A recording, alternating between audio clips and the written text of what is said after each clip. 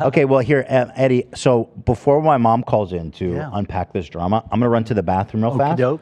Are you good? Yeah, I'm You don't need good. anything? Do you need a drink or Perfect. snacks? Yeah, Okay, I'll be love it. right back, and then we'll hop into the Okay. next segment. Thanks. Let's do this. Yeah. I'm excited.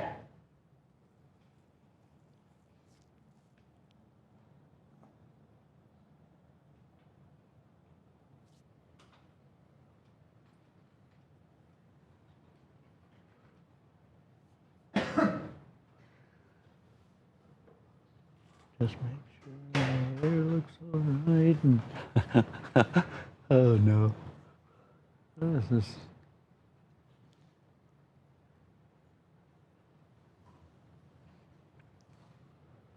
Let me just see what is going on there. Okay, better. Well.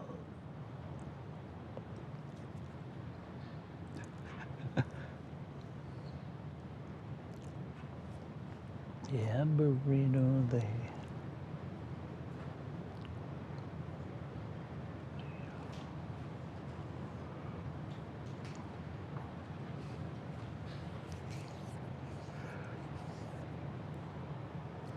Foot soldiers, the No, I'm good, thank you very much. Yeah. Good on water? Oh yeah, I put it behind the couch, but I'm good, thank you very much. Oh yeah, maybe I'll just get a little tiny bit real quick here while we're sitting here. Okay, perfect.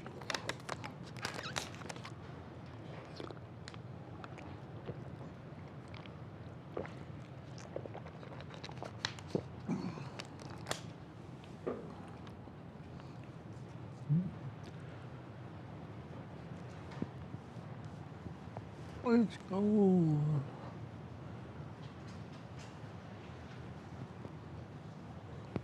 All right. Oh, it is. Let me just fix these here. And,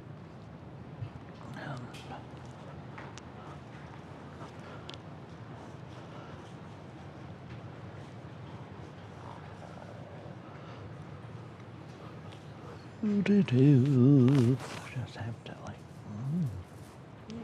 Ooh. Let me just. Okay, perfect. No, I'm ready. Just wanted to stretch my legs a little bit. Okay. All right, I think we'll be coming back in a minute here. Okay. Listen, I want to sit here alone. You didn't tell me that last time. Last time you sat and we saw talked. you. Sorry about that.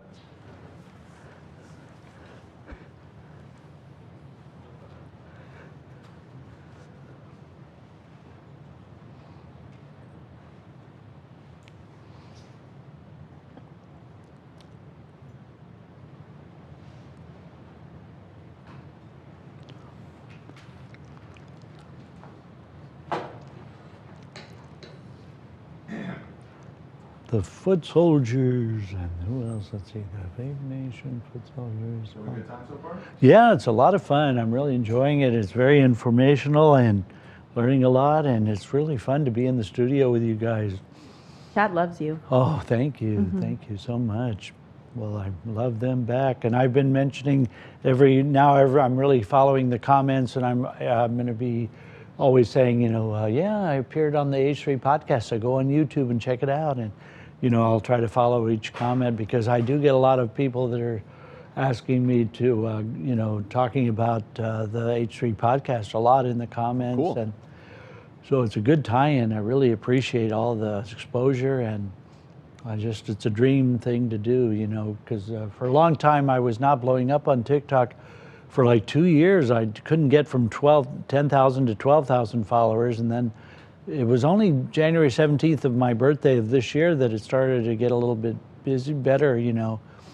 But until that time, I couldn't go from 14,000. It just stuck at 14,000 followers forever.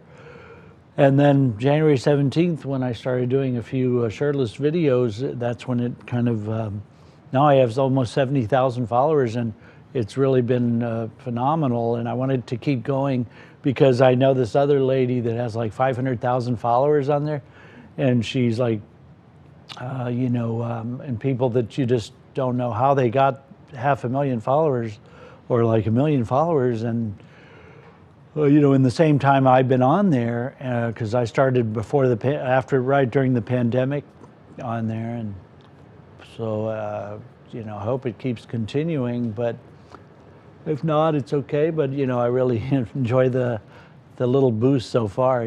Sure. And y'all have been really good. Thank you for filming a video with me too, Eddie. Oh, Yeah. thank you. Yeah. Do you usually not take requests? Like if somebody wants to do a video with you? Like, Oh, is that yes, an I will do any requests they like. I've Oh, never okay. said no. And in fact, somebody gave me an idea yesterday about doing like 7 people in a store, any store, and just have them all be shirtless and I be the one with the shirt on. So I might start doing like shirt on videos where I tell them no, like I tell them I wouldn't take my shirt off, just to like have a diversion from the same old, because I always like to do variety. I never like to stay on the same thing. But it's been, I used to do singing on there and acting duets and a lot of singing duets. And one guy that I follow a lot on there, he got to accompany Joss Stone a lot, and then another one he got 500,000 followers by Billie Eilish one time from her bedroom with half of a light on. Did a duet with him, and he's a vocal coach. And ever since then, I'm promoting him constantly because I sing a lot of duets with him, and so he's back in England, and so I always tell people, follow this person and at so-and-so, and he's been duetted by Billie Eilish, so you can duet with him too. So I'm always helping others promote, and I've always constantly sent people a lot of, and now I'm starting to tag you a lot too in all my videos. I'll put at H3 Podcast because you have a following on there as well. And I know you only follow about 13 people, but I was a little miffed that you didn't follow me, but I know you may or may not be able to because, your first person you follow is Howie Mandel, and then you have some others, but you only follow about 13 people. So that's how come I didn't get your instant messages, probably because I may have not been able to follow you back because I only have 10,000 people I can follow on TikTok. And I've always told them, I wish they could just, some of the JT Barrett, there's this guy named, and you might want to have him on your show too, JT Barnett. He tried to do a Real House for TikTok about 3 years ago when the pandemic happened, and they tried to pay their rent of a big house by having like a TikTok real world house, like MTV meets like, Big Brother house. And I don't think it went, it just never caught on. But they still do, he constantly texts me all the time. I must have signed up for his email list. And he's always texting me, giving me these motivational, like, I hope everything's good today, you rock, or you'll do well. And I don't know if he's texting like 400,000 people at the same time. Then there's another guy, Justin, that does Broadway. He was in Tina Turner on Broadway. He's on TikTok, and what happens with him is he started this whole like group that they pay him to give, for him to like motivate them. And now people are starting to do subscriptions on TikTok when you go live, and I haven't done that, but to try to monetize, because you could pay like $5 for and if you have a subscription goal, if you get like 500 people following your lives all the time and they pay $5 a month, you do the math, they could make money doing that. But I never really wanted to do that. I grew up doing community theater where we were unpaid, and I was in the Saltines in my hometown. They were like the San Antonio Little Theater teen group, and we were like like they had Kids Incorporated here in Los Angeles, and it was sort of like that. We did a lot of like before Glee type of stuff, and we would tour all over San Antonio and the Riverwalk but it was always unpaid. And then I did a lot of community theater that was unpaid too. So I don't mind it. My mom always said it was an honor to do it, and my parents weren't into showbiz. I got them involved in the theater. Then my mom became the box office manager of the theaters that we worked in San Antonio. And, you know, San Antonio was mostly military, Hispanic town, 5 military bases, a lot of Latinos there, like 80% Latino. And San Antonio's, we don't have an ocean there. You know, you have to go 4 hours to Corpus Christi to an ocean. And so that's why I like LA. I came here when I was, you know, 18, 19, 20. And, you know, the pay then was like $5 an hour for minimum wage, $8 an hour in the 80s. And then I used to do like telemarketing to make ends meet. And I worked as an intern in my agent's office. And she had like like the Cosby Kid, one of the Cosby kids, and Greg Kinnear. She had Greg Kinnear.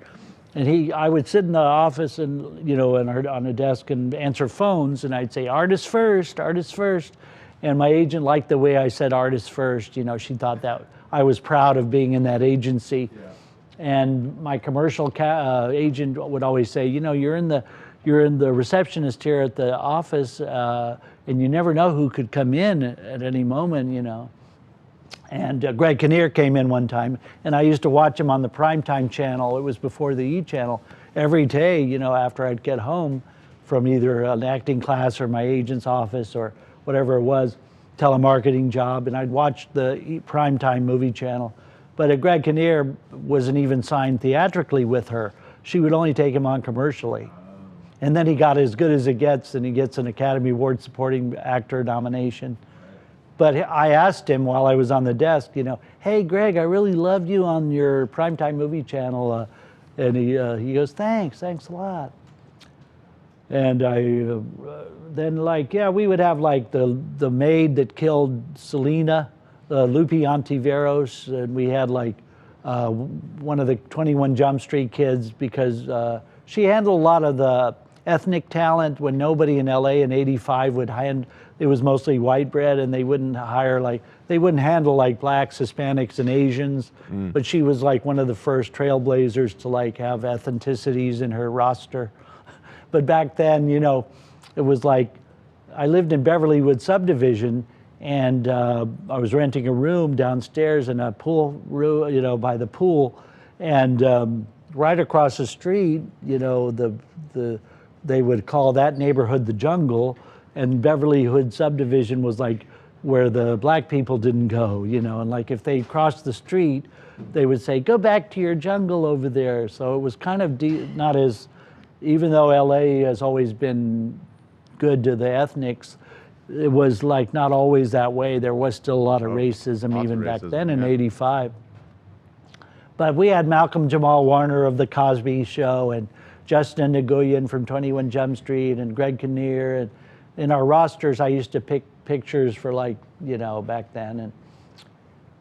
And like for Morgan Fairchild, I would, you know, and then back then when I came to town in '85, they had Pee-wee's Big Adventure and was out in the movies. And I did a lot of auditions for like Revenge of the Nerds Part 2. And, you know, there were a lot of nerdy roles you could try out for. And I did do a Shakey's Pizza commercial it was a national commercial, and they flew me to Minneapolis, Minnesota, and I got to do that, and that was exciting. And back then they would fly people first class as an actor, you know, even if you were in a commercial or something. And I told my agent, you know, we're stuck here for 3 days in a blizzard, and Rhoda Gemignani from Who's the Boss is here. She was playing my mom or something, or aunt. It was for an all-you-can-eat Shakey's Pizza buffet commercial.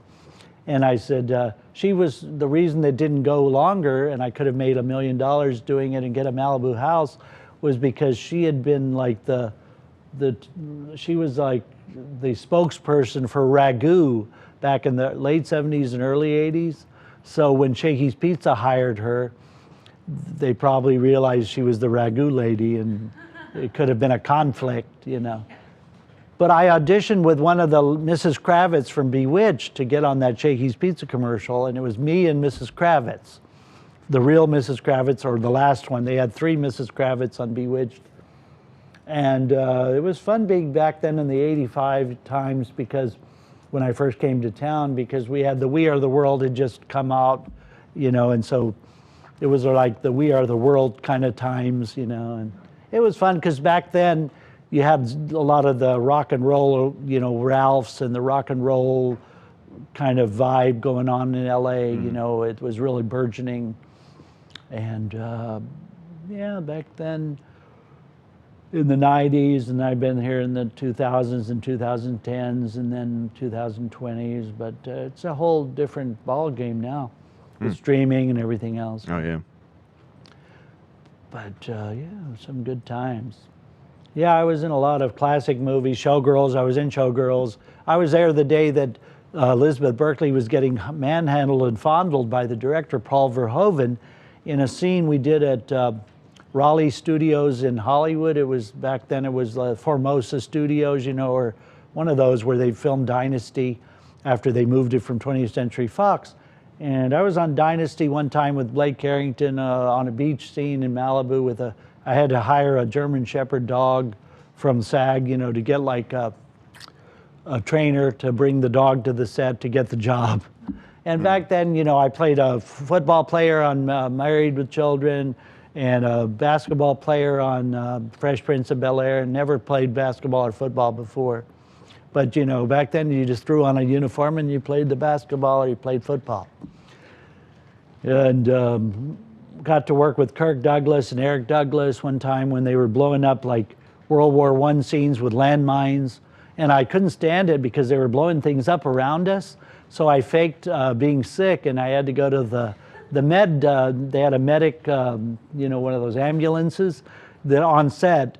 And so they made me drink 6 gallons of Gatorade thinking I was dehydrated just so I wouldn't have to work in that scene where they were blowing up landmines. But I did China Beach for 2 years with Dana Delaney and Mark Helgenberger from CSI, and had to wear GI soldier outfit and, you know, grease all over my face every day and oil, you know, and then they would blow you up. They'd put squids on you and blow things up. And I got PTSD from working on that for 2 years. Wow. Because it was a lot of like sitting in trenches while they blew up and having to run around blow up scenes and helicopters, and like, you know, you had to actually be Vietnam War people. And they made it look real. And right next to us was filming another series about Vietnam. And so I had to be like a Vietnam War soldiers. And then like for TV shows like The X-Files, we had to run on top of like roofs. But one of my favorites too was like Seven with Brad Pitt, and where I had to be like a SWAT team coming in and out of a truck, you know, and really being a SWAT and being like hustling to get in and out of that SWAT truck. And a lot of times you had to carry around you had to be a policeman on sets with guns and all the different accoutrements from the guns and the police uniform. And my very first extra job, I got to actually be a cop and have speaking lines as a cop and read the Miranda rights to one of the White Castle guys. And with James Spader, and that was fun working with him. And a lot of the Rob Lowe TV movies and TV shows. And then, well, I did 5 Jim Carrey movies, 7 or 8 Adam Sandler movies, where, you know, once they used you and Adam Sandler knew you, you'd work on it from time to time, so those were fun. Or Volcano, Dante's Peak, Independence Day. I got to read lines with like Jeff Goldblum from Independence Day, because I helped him practice lines of Independence Day, you know, while we were there on set waiting around because there's a lot of downtime. Or going into trailers of actresses and going in and doing soap operas where you're helping them with their lines that they're 80 pages of dialogue. Right. Like right now, I'm supposed to go right after this to a play that I got where they're going to put together a one-man show. And so I'm thinking, you know, they have no script, but we'll have to just like improvise it. And they're going to film it, I think. They're trying to sell it to a network on how to hire an actor and do a one-man show all of a sudden, like in 4 hours. But yeah, a lot of it, I've played a lot of aliens. I played one time for, you know, where you had to wear a full alien like head for like, you know, different TV shows. And it pulls on your neck. Sometimes the prosthetics that they put, it pulls on your neck a lot, or it hurts your, you know, up here, it pulls hair. One of my last jobs recently was like a basketball drama for a streaming channel in which we had to wear wigs and pins in our hair, and it was 70s. Oh, and I got to work with Jay Leno recently on a movie that he played Ed, from the Ed Sullivan. That was fun. And Jay, I got to work with him on a lot of episodes of his You Bet Your Life. And you got to ask questions, and he always talks a lot, to all the audience. And even between takes, and he never leaves the set.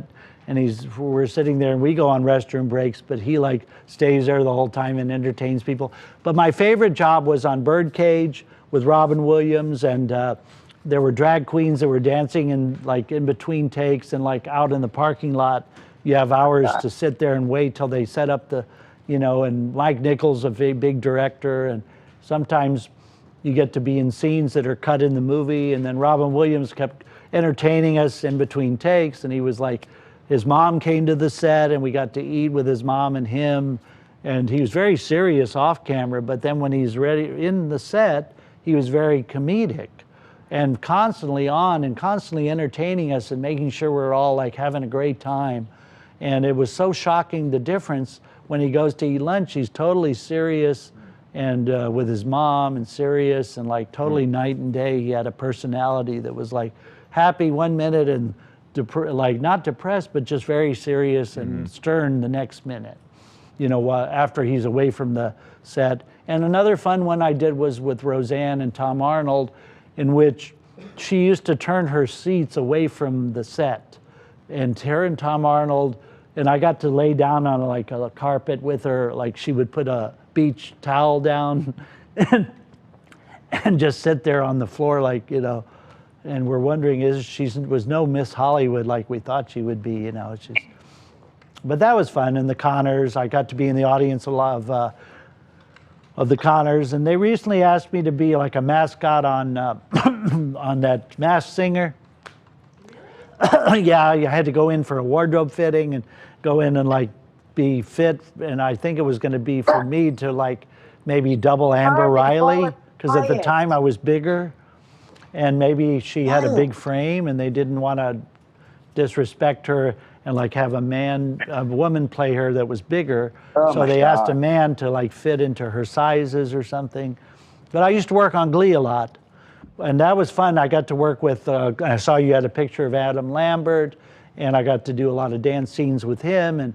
And one time I was on the set with Leah Michelle and Eric Stoltz from Back to the Future directed a lot of episodes, and he would come up to me and say, "Hi, I'm Eric Stoltz." I told him, "Yes, I know who you are.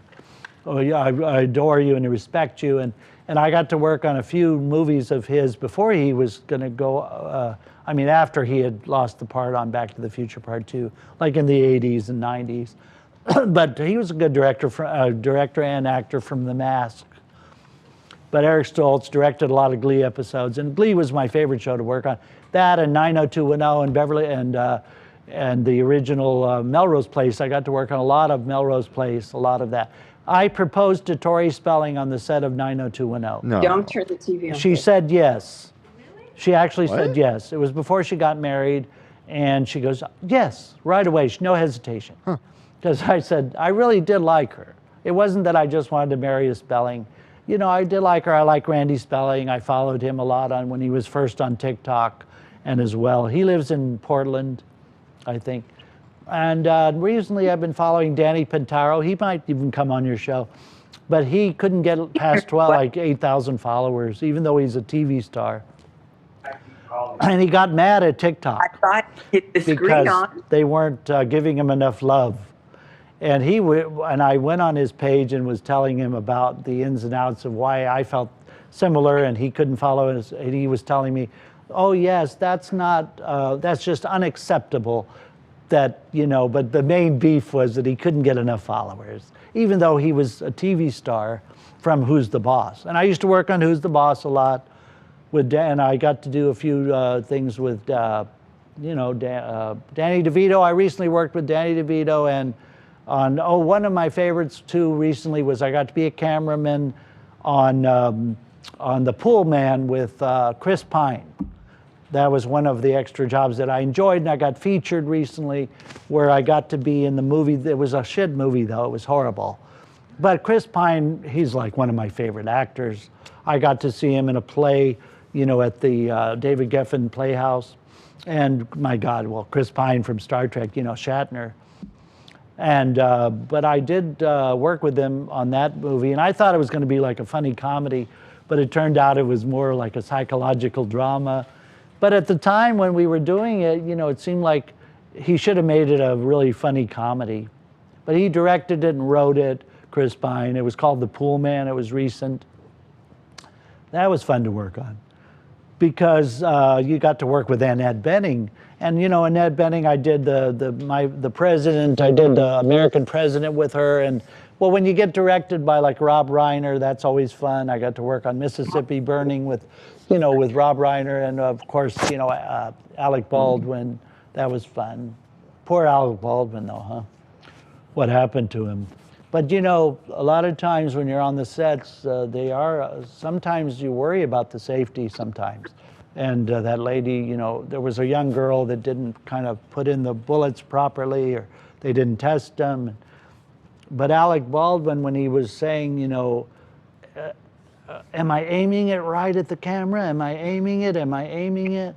It was sort of a little suspect. But the thing was, is that he was trying to look cool. That's the problem. He's getting older, and he even said that before that shooting happened, he had said that his eyes were getting puffy, very puffy.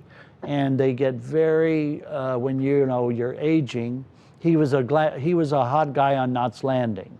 But then when he started aging, and he gets terrible puffiness of his eyes here and there, he's very sensitive to how he's gonna look on camera. And that was what his fault was. That's what caused the whole situation, because he was trying to aim it to where he would look as cool as possible holding a gun, because he didn't want to look weird and wacky. He had to look sort of like, you know, how Liam Neeson looks holding a gun, or other people, and that could have been the problem. Plus, Rust was a very, very low budget production, and they're still filming it and they're finishing it, but they moved to a different like whole place, you know, to do Rust, another ranch. But why, you know, they'd have to finish it because now there'll be interest in the movie to see, you know, people will go see it, like when they saw, you know, the guy from Batman, when the guy died, Heath Ledger, everybody went to see that movie so that it would be like Rebel Without a Cause to see when James Dean died, his last movie, you know. But it'll be curious to see if Rust does any business. But it might, you know, it'll probably be a cult classic because of what happened. But I wonder if Alec Baldwin is going to be lynched and mobbed over it, you know, and is he going to have to serve jail time and all that? But a lot of times you know, on sets, there have been times when I felt unsafe too, and, you know, there's nothing you can do because you wonder, are you going to die over it? You know. So I've actually gone to the emergency trailers and telling them, you know, like I did on that one World War I picture, when they're blowing up landmines, I didn't want to like get injured. So, and I stopped working on China Beach because I finally caved in and told them, you know, I was sitting in a trench while they were going to blow it up. And I finally told them, I can't take this anymore. And when you're there 18, 19, 20 hours a day, and you're making golden time, is what you said, what golden time was. Yeah, you know, it's like, that's great, but you know, it's just psychologically getting on you. It's wearing and tearing on you. And finally, Chip Vieselik, or whoever was the PA or first AD on the show, finally just said, well, okay, Eddie, get out of there. And then I didn't work on the show much anymore because you can't say no to them. They want you in that particular area, and they want you, and there's nothing you can do. You really can't say no as an extra, you know. Like if you were an actor, you have choices, but if you're an extra, when they place you, you can't just direct yourself. You have to, but nowadays, like, oh, and then I just worked recently on one where I was in an airport scene where all the airport scenes are usually shot at like the LA Convention Center, and people like working there because it's a lot better than working at a real airport.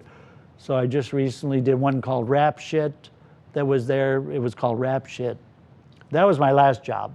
Rap Shit, it was just about 3-4 weeks ago, and that's good that I remembered that now because I haven't been paid for it yet, but you have to call the payroll company because everything's digital now, and sometimes you don't fill out vouchers, and so I have to call them because when you get there, your stage name is for SAG is different than it is for your screen name or something like that. But generally nowadays it's laid back and you can do it even if you're SAG because non-union if you want to or SAG because they look away from it unless you have an actual speaking part and so forth. But before, you know, people would all be worried that, oh, you might not be able to, what if you lose your SAG card over it? But I've defended a casting company several times when SAG called me to say, hey, you worked on a Coke commercial or Pepsi commercial with, or T-Mobile, one of the mobile companies, with the Boris Bend It Like Beckham, the guy Beckham, John, that's married to the Spice Girl.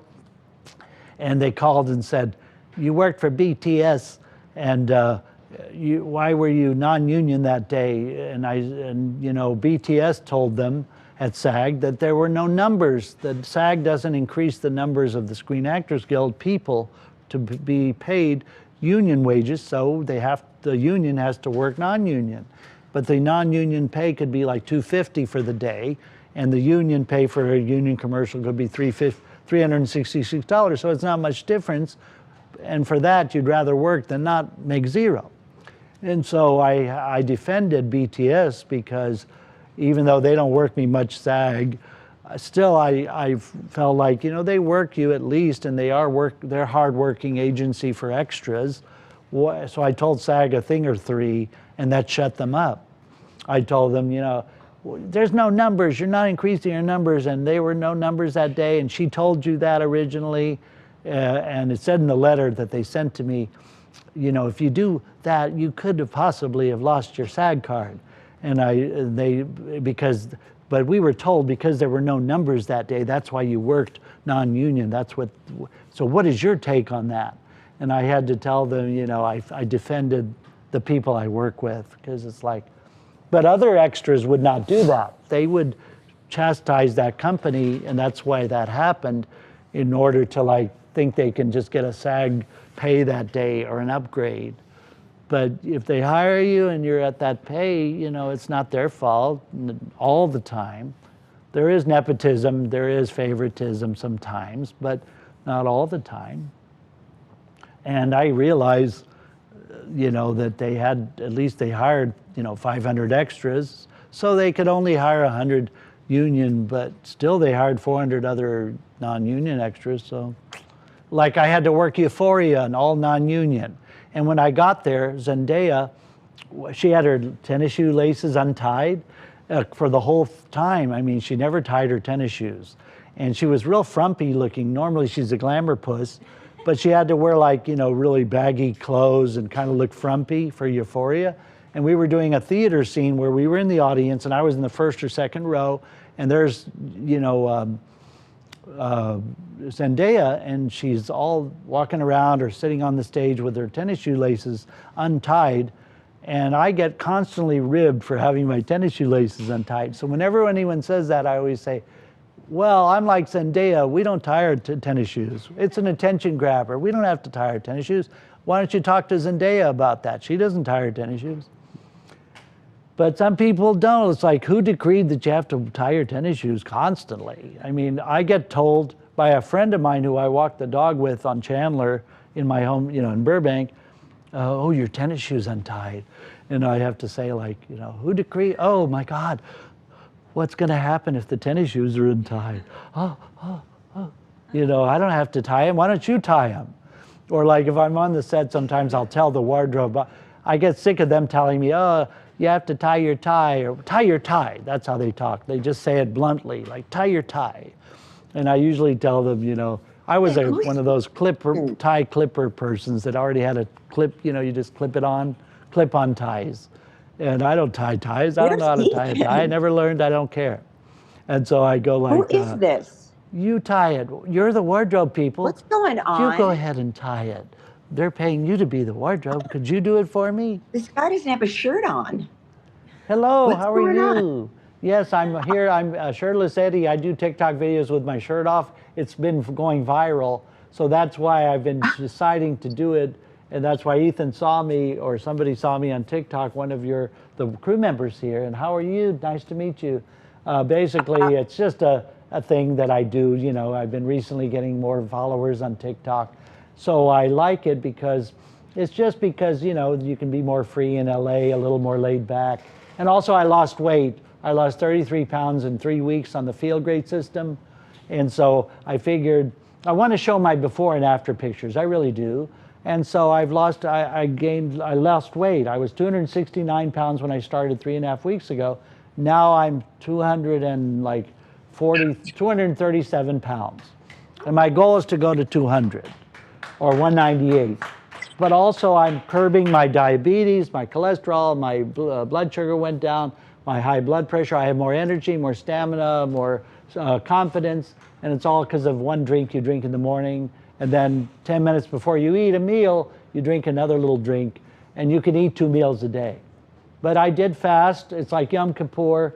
I fasted every day now. I'm making up for the times I didn't fast in Yom Kippur, because you just fast at night, 8 hours at night, and then 4 hours in the morning. You just don't eat a breakfast.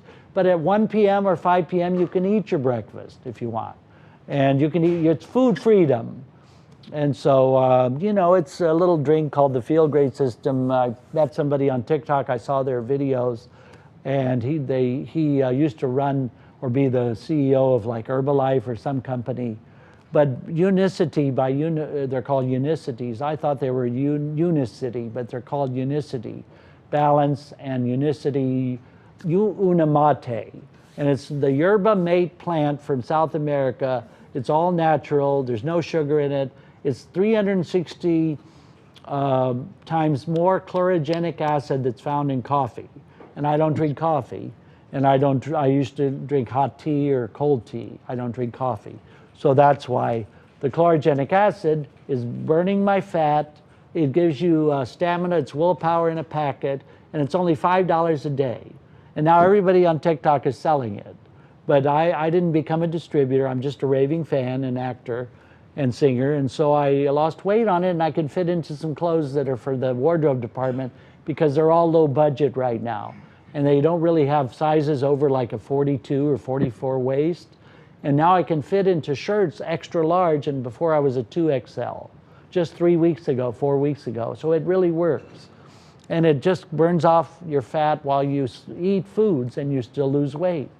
So I really enjoy it. And I only sold one kit to somebody. It's only like $5 a day. But if they sell it to someone else, then they would make $10. And if you pay $50, you become a distributor, and you can sell the kits, and every kit you sell to somebody for $147, you get $25. Right now I just get a credit on my account. But it's worth it, because what your health is worth. You know, if I get neuropathy, it kills your neuropathy pain, it kills your inflammation. It's a fiber matrix. So what happens is I haven't had to urinate as much. I used to go frequently. I don't have to. I'm 56 years old. So now on this Feel Great system, I don't have to urinate, but you know, at a regular basis. I don't have to go every 5 seconds to the restroom, because I'm not bathing in insulin anymore. I'm insulin, where before I was insulin resistant, now that's burning the food for fuel. So it works. I've been happy with it. And I never tried a diet. I never went on those yo-yo diets, but none of them work. And so I might have tried the Zone Perfect diet years ago. And that was food that you'd order, and they'd leave it on your front doorstep. But I thought they put something in the food back then, and because it was making me loopy or something, like in 2003 or something. It was called the Zone Perfect Diet, and it was only in LA.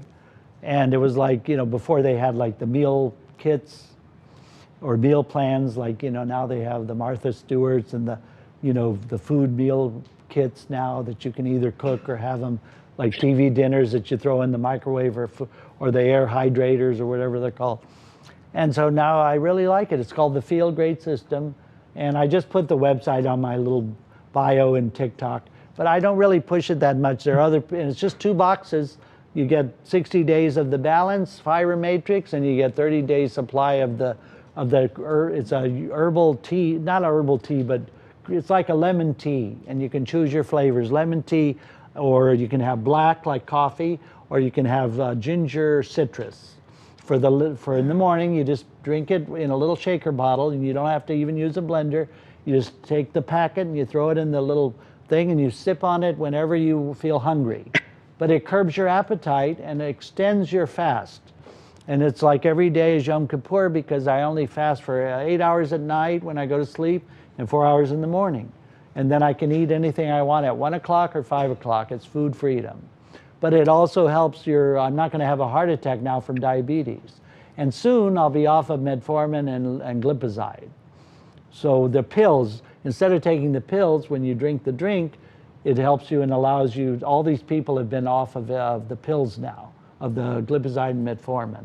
And they're also off high blood pressure medication and all the statins and all that. So I don't know, you can check it out. It's called the Feel Great System. It's by Unicity, and everybody's on TikTok now. I see a lot of people, all of a sudden 8 or 9 people are starting to like push it. But the one man that I saw on there, I just was motivated by his videos because it showed the before and after pictures, and his face was wider and his body was wider, and now it shrunk, you know, and he looks younger, and he's 69 years old. And he can actually go and bench press, and he can go to the gym if he wants. He had neuropathy pain so bad that he couldn't walk hardly. Now he's doing exercises at the gym. And I too didn't go to the gym for the last 10 years because my aerobics teacher quit going there, and she went to Marina Del Rey. And it was too far from me from the valley to schlep all the way to Marina Del Rey. But now, and I used to take aerobics 3 times a week. And I also took with Richard Simmons, Richard Slimmons, or whatever it was called. And he was a weird one.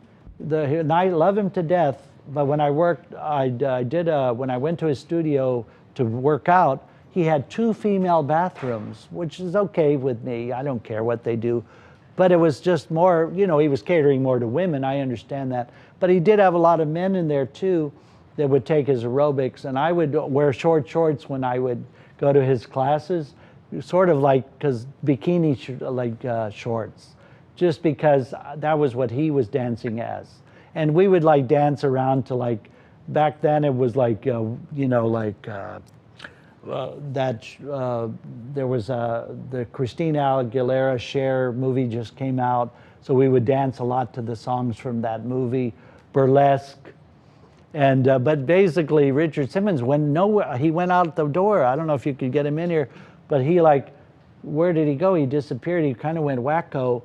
For some reason, he kind of went crazy, and now all of a sudden you don't see or hear from him. But when I was on the Bonnie Hunt show, it was like a Mary Tyler Moore sitcom, and I got to be a featured extra, and I was on a desk right next to Bonnie Hunt for like 13 episodes. And it was before they did they built the Grove, and they had just built a few new studios at CBS. And anyway, Bonnie Hunt was in that Dave movie where she goes, and we're walking. And then she was in, you know, Cheaper by the Dozen, and she was in Jumanji with Robin Williams, I think it was. Anyway, Bonnie Hunt, I loved her. She was like, before Jane Lynch was so popular, Bonnie Hunt was popular. And then all of a sudden, and they took together at Second City, Bonnie Hunt and Jane Lynch. But then Jane Lynch got the TV series, you know, Glee, and where did Bonnie Hunt go? But she's done a few streaming TV series. But I loved her, I really did. I liked her a lot, and she was funny. But she came on when Seinfeld had just come on for the first 2 years on CBS, and David Letterman produced her. And what happened was they had an affair, and David Letterman would come and fly all the way from New York before he would do his talk show at night. He'd fly there just to go into her dressing room, and they would be making out together. And they were both married at the time. David Letterman had not divorced yet. And also, Bonnie Hunt's husband, he got a lot of stock with American Online. And she would tell us on the set, my husband's wasting all my money buying stock in American Online. I just know something's going to go wrong. We're going to lose it all. And, you know, then later, 2 or 3 years later, American Online kind of tanked. They thought they were going to be the next Time Warner had bought them, or they kind of merged, with Time Warner, and they thought they were going to be a big, and what happened to America Online. But I was with them for many years. Are you? And so it was fun, to work on that sitcom. And I did a lot of sitcoms. I was there when Leo DiCaprio was a little kid on Growing Pains, and I got to stand right next to, Kirk Cameron in between takes and before we would go onto the set.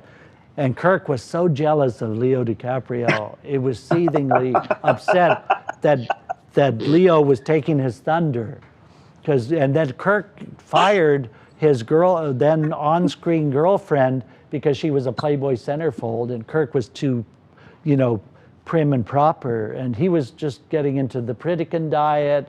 And I used to take gifts that I would bring the scripts from the trailers of some of the Growing Pains kids, and I would they'd ask me to go get the script for them, and we would practice lines in between takes.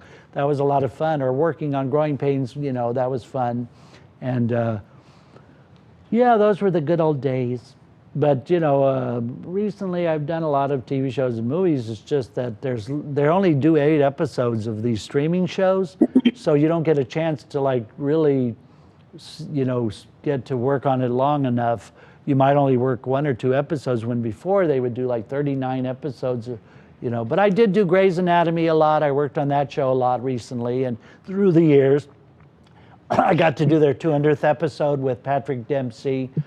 And I did work on some movies with Patrick Dempsey as well, and that was fun, to work with him, and some of the old 80s and 90s stars, and well, Pierce Brosnan put his arm around me on a couch in The Lawnmower Man. He did that in between the time he was 007, and that was fun. He goes, "What's up?" And he had his arm around me for quite a long time when we did The Lawnmower Man 2 or something like that. And sometimes, my favorite one to work on was, now it's bringing back memories, was I did the Centipede, Human Centipede 3, and I had to be a human centipede on the floor, stuck head to groin with nails in a centipede line, and the raunchy director's language that she used, it was so raunchy and so dirty. You talk F words but this was like porno talk,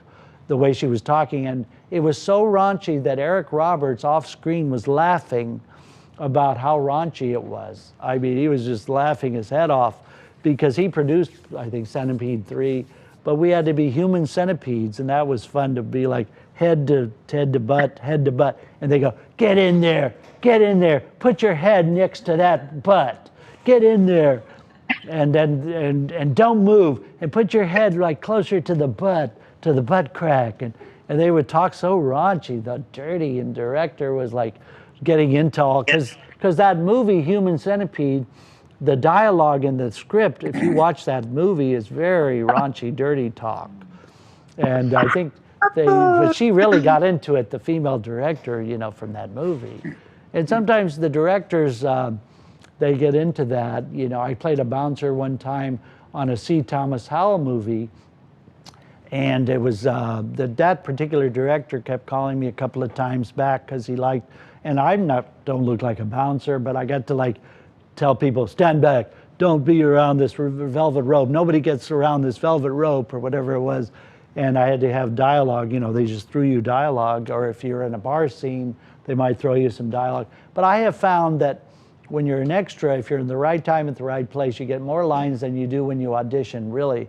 It's just because of the fact that they throw in extra stuff that they're going to need, or somebody didn't show up, or you're just the right type at the right time. I have another friend who on Facebook constantly puts an arrow towards everything he's ever been in, and he'll put an arrow and he puts every single little thing he's ever been in, he'll post it on Facebook, and you could get in trouble for doing that because you're not supposed to share it on social media, some of the things you're in right away, because then people could see it before it happens.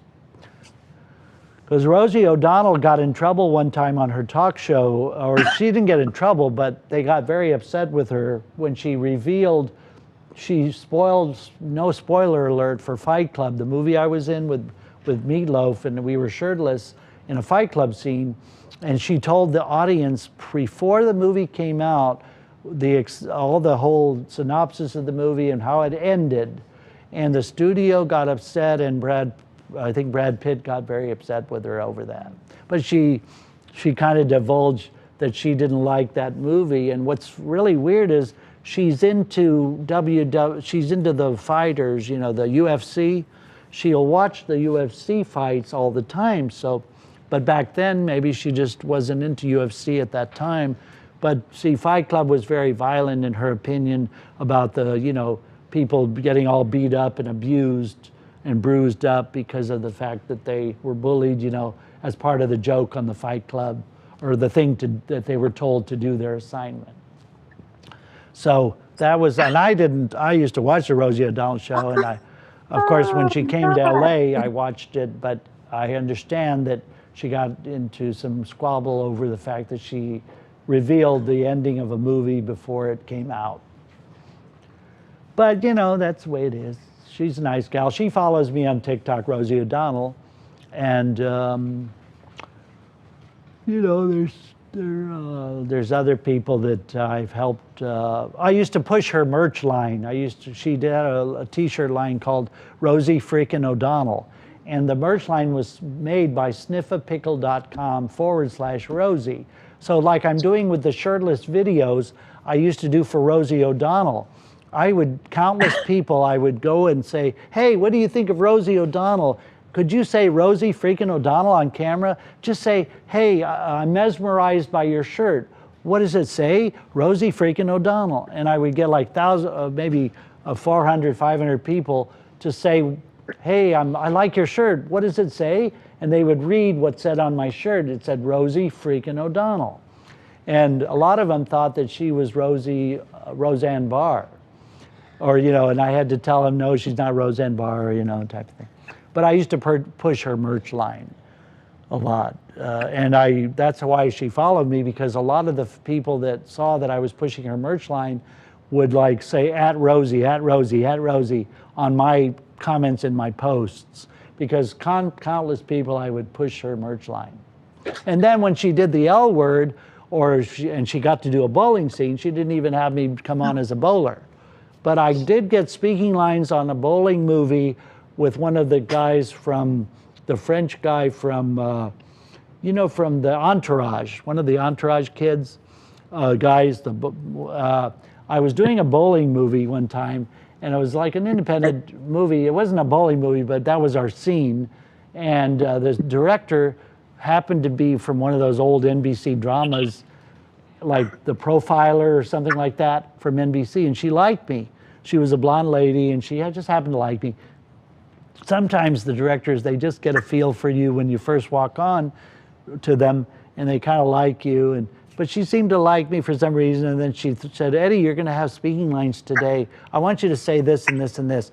And I want you to also grab the guy from the Entourage and pull him away from you. So I had to get a stunt coordinator guy to show me how I could like pull him away when he was going to have a fight with another guy on the set, and I had to put my arms around him and like pull him away from another guy in the scene for some reason, and I had to like learn the stunt moves and things like that on how to like, or he's gonna punch you out, and we need to have you know how to like do it fake, but not look too fake, but he's not really gonna punch you, but you're gonna go like this, and then this is how you throw how when they throw a punch, you're gonna go like that, and things like that. You have to sometimes, I was on another thing where they, oh my God. the stunt people or the stunt coordinators have to show you what you're going to be doing because they want it to look so real.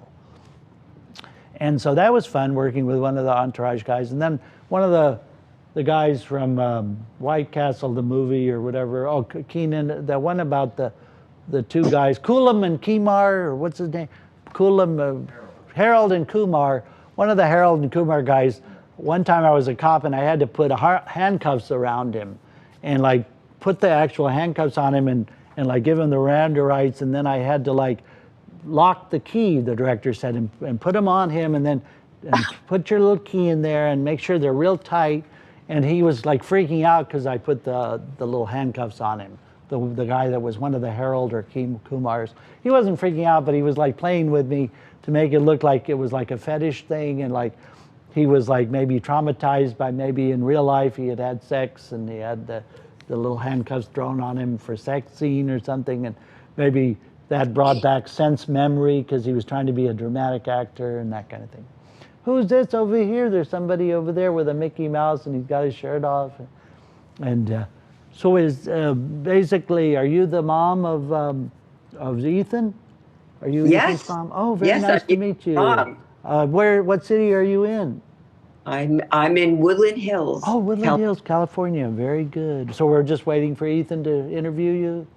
I guess I don't know what's going on. You certainly I have just want to say, I hate the rain. I hate the rain. I hate the fucking rain. Awesome. He hates the rain. They hate the rain. He said he hates the rain. Great. Well, you know, this one lady I know was upset with Howie Mandel because they went on that show, you know, the NBC's America's Got Talent, and I think what happened was they were the three grandmothers or something, and Howie X'd her, gave her the X thing, and even though she kind of thought she had made friends with him, and then she follows him, but he doesn't follow her back or something, so she was kind of like a little miffed, you know, with him. And then she went on The Price is Right, and she didn't get all the way to the three grandmothers went on The Price is Right, and they also lost. And so that was number 2 of, you know, them being traumatized. Hey, there's Ethan. He's in the car. What are you doing? Are you driving out and about? Ethan's in the car, it looks like. Or is that a previous video? He's in his car with his sunroof. Where are you? Where in the world is Ethan Klein today? Oh my gosh, Dan, what's going on? Not much. What's going on with you? I thought I was supposed to call in and talk about what's going on with Selena Gomez. Yeah, tell us about Selena. You know, Selena is, I worked with her on Wizards of Waverly Place. Ethan, what the heck? Maybe he can't hear you. Oh my God. The Wi-Fi could be out because of the rain. Son. Ethan, you are too much. But now I think I work, Selena's been good, but she's from my hometown, and I saw her little documentary. Did you see her documentary on Netflix? She had a big documentary on Netflix, and it did real well. And have you seen the new Pamela Anderson documentary about Pamela? I have not. I worked on VIP, and I got to be a drummer. And my friend was his father was the vice president of Sony, and he was the one that gave the tape to Tommy Mottola for Mariah Carey to be a big, you know, get her recording deal. But anyway, Jerry and my friend Vinny, we got to work together in a band scene in VIP, which was Pamela Anderson's second show after Baywatch. And then she had another show which was about videotapes or something. It was on Fox, where she worked in like a Blockbuster, and that got canceled. But VIP was on for 3 seasons or 4 seasons, and it did real well. It was like a Charlie's Angels, but it was like with VIP. It was called Very Important Person. Anyway, one day I was on set, and she was had just had another boob enlargement, and she was like hunched over and in pain, you know, from having having her jugs were too big at the moment. But I didn't say anything, but I could tell she was in a little bit of pain, you know. But she was a really pretty girl back then. And I've been watching her documentary, and it's really sentimental and fun. But she's not as big of a beauty as she used to be. But, you know, I think if she just puts the black eyeliner around her eyes, she looks like Pamela Anderson again. Like when, it's like putting the black eyeliner off of Joan Collins. It's just, that's her trademark. She has to have the black eyeliner. And a lot of times, women don't want to put the black eyeliner on anymore, and it's going to make them look a little different. But because of the newer styles of today's makeup, they want to be natural. You know, so I understand that. But Pamela Anderson's new doc is really good, and Selena's doc was very good. It was, you know, she had a lot of her health issues, and of course, you know, she she had a lot of different things. You know, for one movie, she looked flat-chested. It was a movie that she did, which was a famous book or something, and she looked very flat-chested. But you know, it's okay. She was growing. She was young at the time. They can't all have boob jobs. Not all actresses can have boob jobs and want to do that anymore. Now they're just whoever they are. But Ethan's away. He left the studio. I wonder if this is on live, what we're doing right now, or what's going on. This was a surprise. We were told we were going to be. He's getting some fast food. It looks like. Can I get a number 2, please? A medium with. See, I'm supposed to do a one-man show at 3 o'clock, but I'll stay. You know, I'll just tell him I can be late. And then what do you want? Yeah, what Could I time get is just it a large now? It fry? must be about 4:30. Just a large fry. French fry. 2 o'clock. 3. Oh, And then what do you think? okay. I'll just get like. I'm sure Ethan will be back in a few minutes. Crispy chicken sandwiches. With a large soup beer, no pickles. Yes, please. Get like, 2 quarter pounders. maybe like a bunch of McNuggets. Oh, but McNuggets is good. And then, Oh my God. what's the biggest McNugget? I size can't you eat guys any have? fast food because I'm on that Feel Great system. Unless I drink my drink 10 minutes before, and I haven't had fast food since the time Oh, I've been can I get a starting the 40 drink. piece? 40. Oh my God. Sweet. This isn't good. Yeah, I just. wonder if they're trying to reach me from that Ketchup, please. Hey. show. Okay, and then and then can I get like 5 large French fries? That should be enough, right? Yeah. Maybe I should just get hamburgers instead. There's a bunch there. Oh my. Ethan. Dan, what is going on? Ethan, get me a soda. Oh, goodness.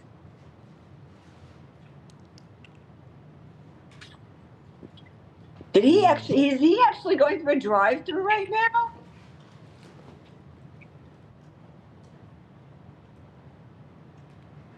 Ay, ay, ay, ay, ay. I got to show your dad. This is too much. You are too. And can I get like 3 normal cheeseburgers? And then that's all. Thank you. My friend said he's watching this right now. He's watching us or something. Gary. Yeah, he's been watching since the beginning of Oh, I didn't know you had Ethan this. and his mom You've been and watching you. with a Oh, he couple says of his so Ethan and his crazy mom and me are outsiders. on right now. Could everyone hear everything I was saying, or was that muted? Oh my God. No, we've been live. Oh wow. Ethan sometimes does this. Oh, I he see. leaves and he takes a long time. to Oh come my back. God. And I was ranting and going on and on and on. Oh, People are loving you. they've been Eddie. loving it? Yeah. Oh, I've been telling all my You're Hollywood king. stories, huh? Oh no. Hi, Barbie. Wow, okay, as long as everyone was liking it.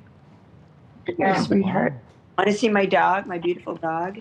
Oh, here's Blake Rose here calling me. Oh, wow. Hi, Angel. Hold on. Ethan's a goofball. Hello. Hey, Blake. Hey, sorry about that. I'm on a podcast right now, live, to like 30,000 people, and I can't. Right now, I'm thinking more like 4:30. I hope that won't hurt things. That's the best I can do. 4:30 is just fine. Okay. We're gonna just restructure some stuff and do some interview stuff with our crew. Dan, tell Okay. Ethan. Yeah, that'd be great. Yeah, we'll see you at 4:30 then. Okay. Okay. I sure will. Thank you so much. Okay, see you then. Talk about the show tonight if you'd like to on the podcast. Oh, yeah, I will. What'd you say I you're sure doing? will. Oh. Okay, bye. Okay. Still on the phone. Let me see what was going on. Where's Blake Rose? Oh, well. What did you say you were doing after this? Yeah, it's a show that is going to be like a one-man show at the Yard Theater, and they're going to film it. And it's with Blake Rosier. I guess he does he hires people off of Craigslist to be an actor to be like in a one-man show that they put together within like 4 hours. but it's not so he says, talk about the show while you're on the podcast. But he didn't tell me the name of the show. I guess it's called Blake Rosier Show or something. Yeah. And then my other friend says he's been watching it, and Austin from Boston is out there. Shout out to Austin from Boston. He's watching the show. He was on previously with us, and he's watching from home and told about 50 people to watch it. He's on TikTok, Austin from Boston. And again, my TikTok is Eddie Lovesi, EDDIELOVESC. And thanks so much for having me on. All my fans that are watching, I told you to watch the H3 podcast, and they do watch it religiously every day. And they're happy that I'm on here, and I really am so grateful to Ethan for bringing me on.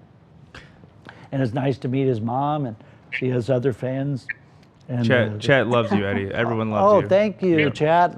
Keep chatting, keep bringing in those beautiful comments. We love you back. And Ethan is so proud to have this going on, and all the support you give us is really appreciated. And we all love you, and the crew here is just beautiful. It's so nice to see each other here, and we're really great people. We love you. We love you.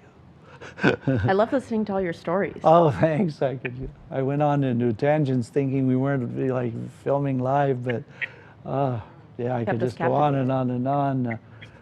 There have been so many happy stories, but it's good to be on camera again, you know, in a live studio. Yeah, my last things were like, I did a lot of different things that were filmed that were fun.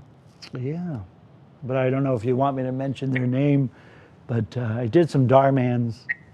Really? Yeah. Really? Yeah, I did a lot of Darmans recently where I like played a casting director, and I told one guy like, you're not up to snuff with your acting, come back when you know how to act or something like that. And they liked it, and they go like, Eddie, we wish we had the sound at that moment when you said that or something, but it was MOS at the time or something. And then, but I did several of their Darman videos for YouTube recently, not too many. Can I hope this isn't too much to ask, but what was the pay like there? Yeah, they will pay like $16 an hour for for regular background work with them, but if or $30 an hour if you're featured. So like sometimes they'll do That movies, doesn't sound bad. theater scenes. You know, there was a big controversy about him underpaying his actors. Did Yeah. you see all that? Yeah, I did see that. I haven't seen that, but Oh, okay. yeah, I guess they do, you know, but they get experience and exposure, and it seems like they have a great time with their directors, and their directors are, you know, easy breezy and fast paced, and it seems like they're he's a pumping good out guy. content. I put some comments in there about how they don't serve the meals properly, you know, like they need better meals. They only give you like a cold box lunch that sometimes, and they're these small little boxes like that they get from, you know, somewhere, and they're like cold, and they'll only give like the principals the lunch, and sometimes the extras don't even get lunch. But then after I put the comment in their little suggestion box, then all the extras have been starting to get fed. But we did like some boxing scenes in a boxing, you know, place. And, Do you remember the name of the video? I don't, but my friend has a whole list of the ones I've been in, and I haven't even seen them. I hadn't even watched them, but I will. And once I do, I'll get you the list of all the ones I've been in. Yeah, we got to see your cameo. But I did those, you know, off the side, just because when you're waiting around for the union background extra work, or when you're trying to, you know, find gigs in I want to between. ask something. Yeah. Is Ethan going to bring me some McDonald's? Or when they call you because you're in Burbank and it's 5 minutes away from where you live, it's so convenient to like just go over to that Darman Studios. I cannot believe your son, Gary. Is Gary there? It was Gary had to say about this. I think you're taking the dogs for a walk? Well, take your time. Eddie, what was your favorite set to work on? Oh, yeah, probably, well, Back to the Future Part 2 and Christmas Vacation were fun sets. Yeah, I did 50 scenes. We recreated all the Chicken of the Sea dance, you know, from the original locations. And when you're working on like, you know, I did Leo DiCaprio's movies. You know, those are fun to work on, and the and sets. You know, oh, and you know when they recreate, like you know when we did Yes Man with Jim Carrey, they recreated like an actual bar from Los Feliz inside Warner Brothers, or you know like when you work on different sets that they have to recreate, you know, restaurants or business or company. Oh, and then I did Chippendales movies recently, a TV show, Chippendales. That was fun to work on. Chicken McNuggets and root beer. Yeah. You got it, Gabe. I'm gonna get it for you after the episode. I'll run that over to you, buddy. And we had to like do like the 70s, you know, Chippendales like discos, or, you know, like when you get to work with like, you know, different actors that are kind of controversial, and then they're working in, and you recreate like titty bar scenes, or, you know, like strip clubs, striptease clubs. Those are interesting to work in because, you know, you get like dancing on the poles and all that, and they have to like, you have to like really get into it and like throw them some money, and they do lap dances around you or on top of you, and you can't say no, you have to do it. And then, well, I did work on a fun set too recently was when I did that Grace and Frankie, you know, with, you know, and you would think that like Jane Fonda would be like standoffish and kind of snotty, or, you know, like kind of uppity, but instead she smiles at you, or, you know, she knows that you kind of feel for her type of acting, and so you get that kind of exchange eye contact where normally actresses don't do that sometimes, or they don't want you in their eye line. But like with Jane Fonda, she kind of looked at me like, you know, it was a thrill to work with her on the set. And well, a lot of people who worked on The Prom liked the sets from the Prom movie because it was a musical, and they put all the actual, like Meryl Streep is, you know, dancing around right next to you and singing. And so those are fun to work on, you know, when you're like, and they recreate like, you know, New York sets or things like that. But a lot of times too, when you're doing, you know, period pieces, those are fun. You know, I had to do one where I was in that, you know, period piece in the 20s or 30s, and you have to wear like really thick wool clothes in the middle of summer. Oh, and a fun one I did was I played a redneck in that movie about the Santa Clauses. It was about like, you know, with you know, the guy from Home Improvement. Tim Allen. Yeah, Tim Allen, and he played the Santa Claus, and then we had to be like Redville, like we had to be like people in like a country town, and so we had to wear overalls and like be like all country, you know, at a country like carnival, and those are fun to work on. And then like I did one with like one of the where, you know, you had to work at night, and they put a lot of like, you know, fog, or, you know, like a lot of maybe you're pretending that it's like, you know, kind of a Renaissance feel, and so you have people on horses, or the star on a horse, and you have to like be like people that that are in that town, like sort of like if you're like, you know, in that, you know, like kind of like Beauty and the Beast times or something like that, you know. And those, but then you could be freezing cold. One that I did recently was where we did like, we had to use our phones, and it was an app on a phone, and it was you know, Courtney Cox's David Arquette.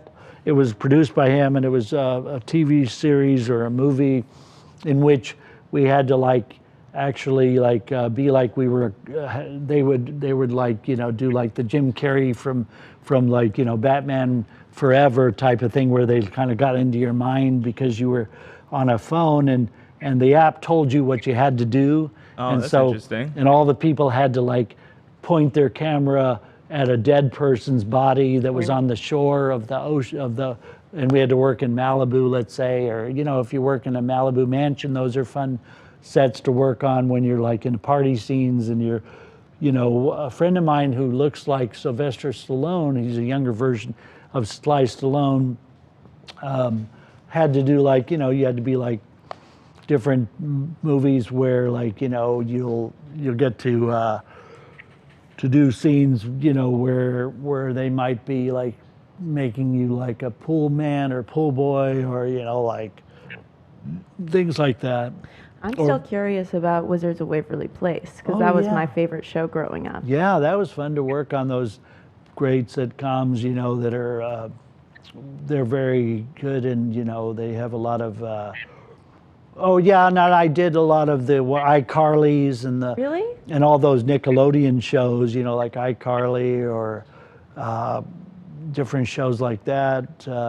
And I was in some episodes where like I'm featured like in a wedding scene or different things like on The Nanny. I was swabbing the deck in like a Titanic recreation scene, or you know, you might be like in a scene with Joan Collins, you know, and that you know, or fun scenes like that, because they always brought in guest stars on The Nanny, and I worked on that several times. And then Melrose Place, 90210. I proposed to Tori Spelling on 90210, and she said yes. But yeah, working on Melrose Place with like, you know, Heather Dean Locklear and location scenes. And then also they filmed a lot of the scenes inside of the Santa Clarita Studios, or recently, yeah, let me pull up some of the ones that I've done recently and I could tell you more, you know. Oh, they got me on a show that's all vaxxed for tomorrow. I'm supposed to be on MasterChef. Oh. So I have to confirm it's one of those cooking shows, but I haven't been on that in a while. Let's see. You're booked as audience on the all vax show MasterChef. Test work tomorrow. Please let us know if you're a fan of the show and what have you seen some episodes. So I have you on it. Have a great day. Blah blah blah. MasterChef for tomorrow. So, but I'll pull up some of the ones that I've done recently, and you'll like the ones that I've done. Let's see. Now that we have a minute. Hey, Ethan's back. All right. Are you hungry? Not yet. No, thank you though. Appreciate it. We got nuggets. We got hamburgers. Oh, I'm good. Thank you very much. Ethan, I thought you're on a diet. Why are you eating that stuff? What? I can't believe you went through a drive-through.